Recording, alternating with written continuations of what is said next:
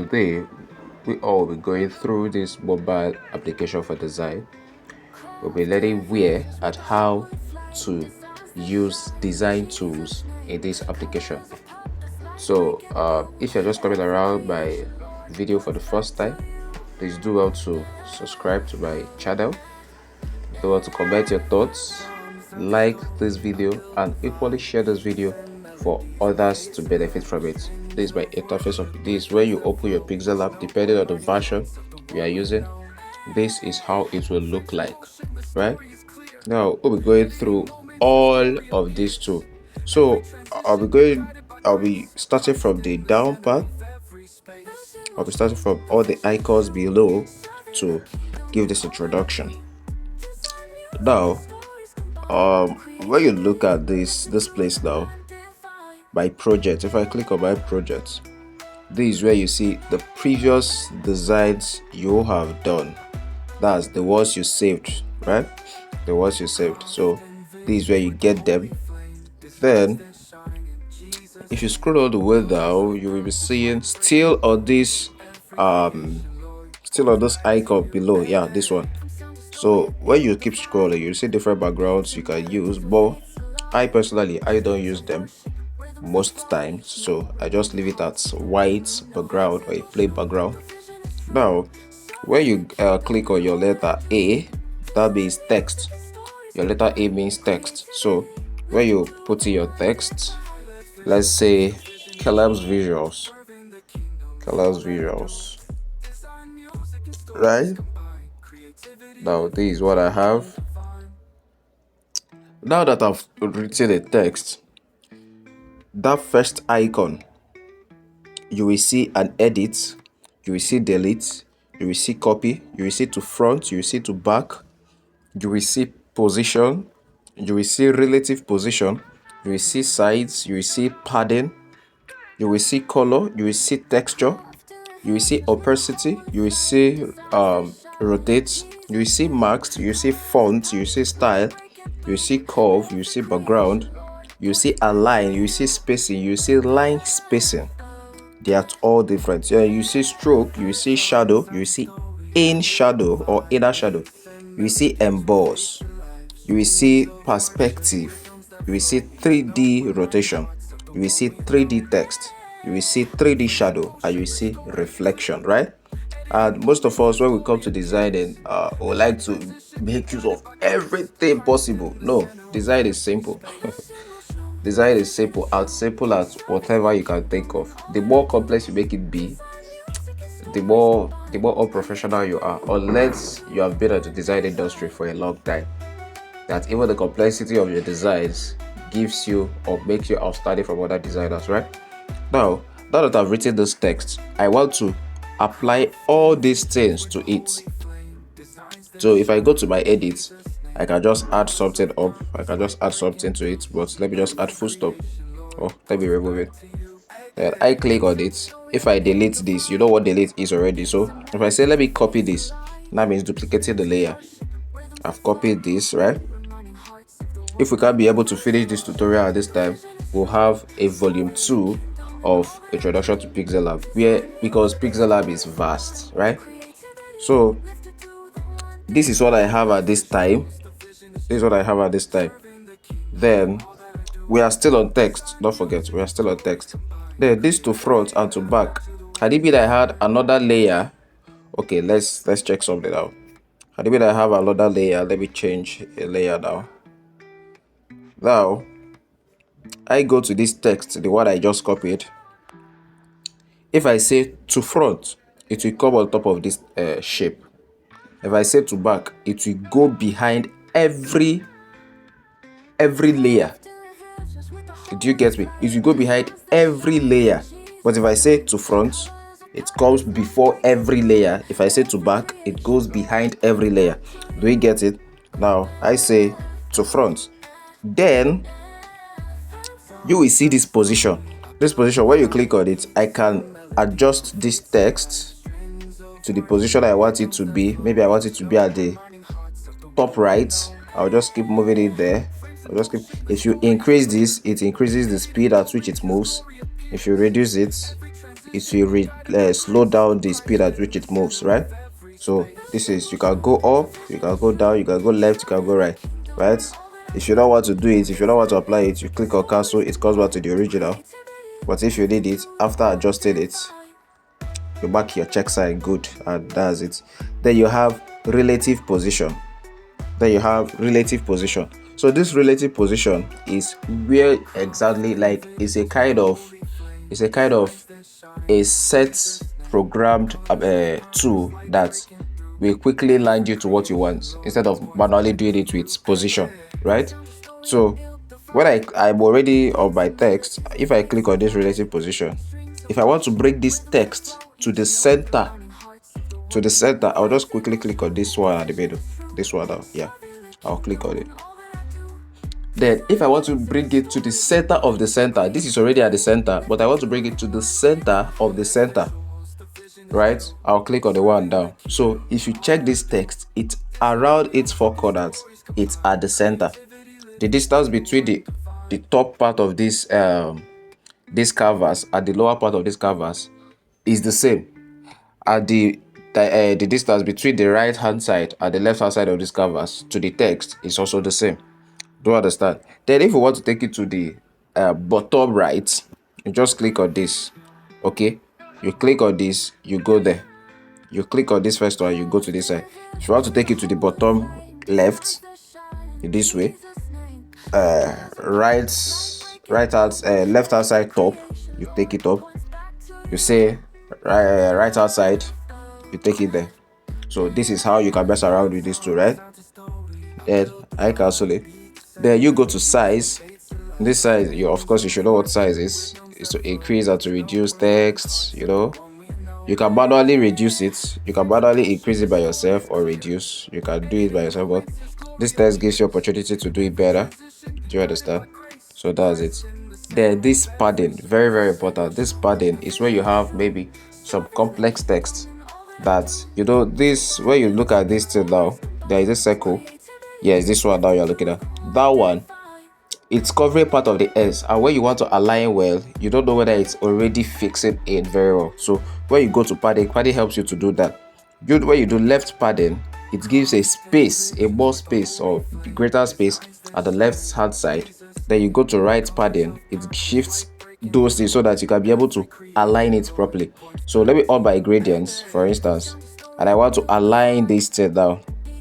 If I want to align it very well to this line, you see now it's already fixed. And then if I want to also do this one, I'll put in my padding, my right and left padding, then I'll get it done. So the same thing with this text, I'll just do it, right? Now if you check all these things, they are in the same line from the left. Do you understand? So that's how it is done. Then still on the text, we have color. You can mess around with these. Are the recent colors I used, different color codes I used. You can make it purple, you can make it blue, depending on what you want, right? Then my color is some kind of blue, so I'm leaving it at blue. Now we have texture. Follow me quietly. We have texture. Remember that we are still on text. We have texture. This texture now, when I go to it, it means that maybe I want to put something in this text. I want to put up something in this text. Let me assume that I want to put in. Let me look for something to put in.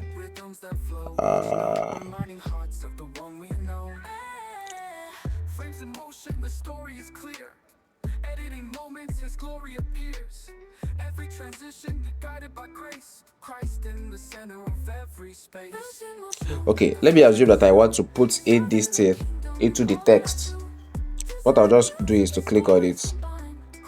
You see that this text, it has that figure in it. It has it in it, but I want to edit this. It's not giving me. It's not looking clean. So let me do it again. I'll just have to reduce the size this time. Let me reduce the size this time.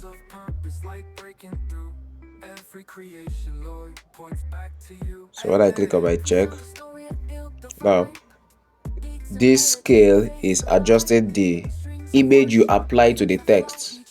This scale now is for you to adjust it to what you want, right? Of course, you know that this is not making sense, right? It's not making sense. So you can still mess around with it. If it's something like an Ankara wear you are designing for, you can probably use something like this. You understand? Just mess around with it too, but I'm not. Okay, let me leave it there. Then you have opacity. I'll be using opacity with the second one. Opacity is, of course, you should know, reducing, increasing, and that's it. Then you have your rotate. This helps you to rotate properly, especially when it's a tiny text that you cannot really touch with your fingers, or you cannot properly touch with your fingers. So you use this to do it. And it's in degrees, right? If you see that, I mean -6, that will be 40, 180. So it's 180 degree maximum and 180 degree minimum. So that's it. Then I go to my max. My max is just cutting off you cut off some parts. So if I mark check now, see that some of the text we are cut off, right? We'll be learning how to use all these tools in this Pixel Lab. We'll be learning it gradually. This video is already getting so long. Then you have your font. Very, very great. You have your font. This is where I have all my fonts. These are the fonts that came with my old application. Now when you go to my font is the font you downloaded by yourself. Do you get? My font is the font you downloaded by yourself. So if I go to this is the font and my font are different. So font is the one that the Pixel app came with. Then my font is the font you downloaded by yourself. I didn't download much. So this, and besides, I'll be teaching you on how to download fonts. So make sure you subscribe to this YouTube channel and follow me as I move, so that you will not be able to, so that you don't miss any tutorial whatsoever. It will help you grow massively in your design journey. Okay, now this my own font, the one I downloaded. Then recent, these are the recent font I used, like let's say in 1 week time, or let's say in like 5 days or 4 days now. These are the fonts I used, right? So let me change the font to, let me say, I'm recently using this, or let me say this. Now we have changed the font. Let me remove this box. Let me remove it. Sorry. Let me remove the box. I'll just close the eye, and that's it. So these are fonts. You see. And of course, as a designer, you should know names of fonts. You need to know names of fonts. So that's it. Then I'll go to style. Style is basically, you can slant it, you can make it bold, you can underline it. Then this T that is crossed is just to cancel all the effects you made, and that's it. You can decide to choose the one you can bold, choose the one you want to put in italics, and all of that. Then you have curve if you want to curve your text. Wow, that's a nice one. If you want to curve your text, so this is what does it for you. Do we get? So sometimes you'll be wondering, how do I do this effect? How do I do this? This is it though. Do you understand? But I don't want it. Then there's your background. Maybe you want your text to have a particular background without you putting it by yourself. What you simply do is to place the text with its background. You see, left padding, right padding. Then you have top padding. If I increase the top padding now, you see that it increases. Then bottom padding, it increases. I can curve this now. You see it's curving. The edges are curving. Right? So imagine, oh my god, these eyes are coming out already. But let's keep going. Then this is alignment. Let me say I have, okay, let's go to a quote. Let me say I chose this for quotes. I change the color to maybe a sharper color. Then I go to where? I go to alignments or align. This is center aligned right now. Then this is left alignment. This is right alignment. This is left alignment. This is right alignment. This is center alignment. Depending on what you want, right? Very, very good. So I believe you are really getting massively from this tutorial. So when we are done with the text, the next video or the next tutorial, it's further explanations on how you can use Jigsaw Lab to achieve effective design.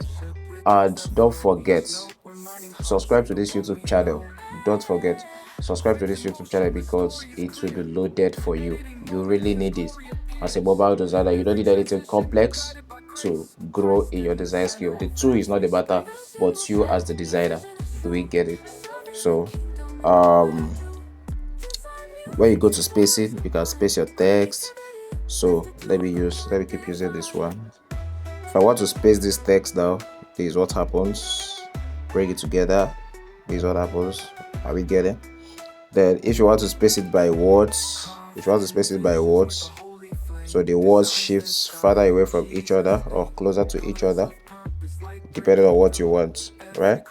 So that's it. Then let me come to this one. Line spacing. You can actually space the distance between the lines, each line. So this is how this one works. Depending on what you want. Do we get that? That's very nice. Then this stroke. Let's apply stroke. This is a stroke, or let's apply it to this one text. So this is stroke. When I go to stroke, if I open the eye of the stroke, you see that this text now came out better. Do you understand? It came out better. Now let's say I use orange as a stroke. Oh my god, this design is wonderful. So that's by the way. Now this is what you have, and it's looking so gorgeous, so fantastic. Wow, that's a nice one. So this is what stroke does. You can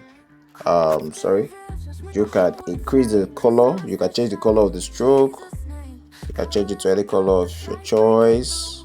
You see, the way I'm changing it is changing. Focus on the stroke now. As I say, blue is the best. Then you have your green, you mess around with it too. Then you can increase the stroke.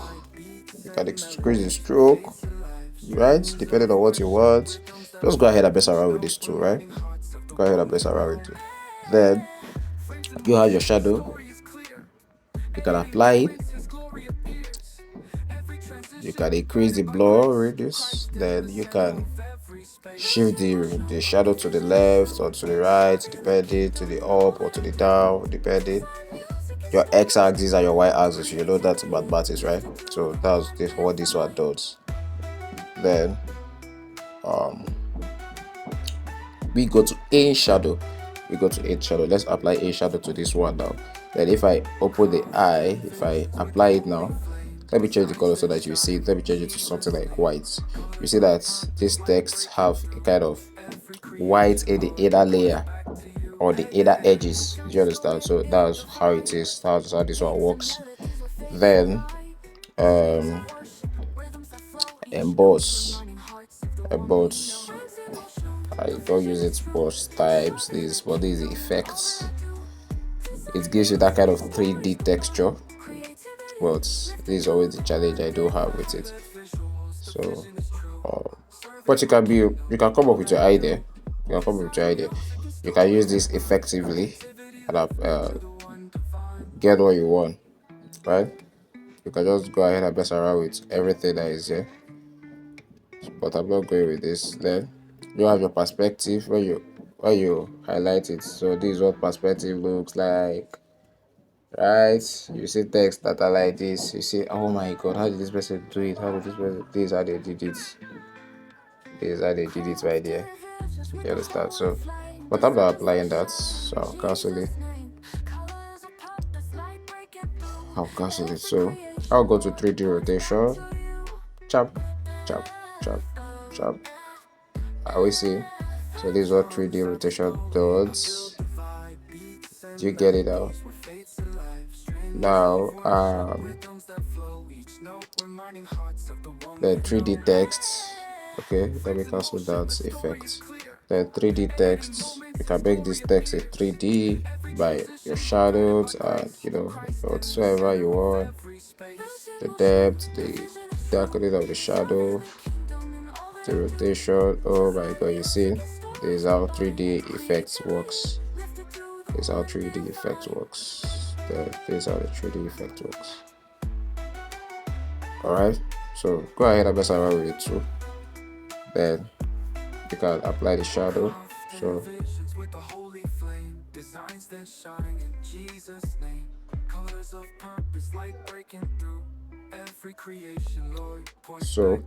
you can apply a shadow. So let's apply a shadow to this one. You can apply shadow. Well, 3D shadow, right? So this is 3D shadow. It will have, depending on what you want, you can make it very strong. Reduce the blur radius, you can increase, expand it, just go ahead and mess around with this too. Then reflection, yeah, of course, this is how reflection works. You can take it so far away from it, you can bring it so close, depending on what you want. So this is all about text editing and text effect. So do want to subscribe if you have reached up to this level. Do want to subscribe, follow, like, share, comment your thoughts on the next tutorial you want me to handle. Okay, God bless you.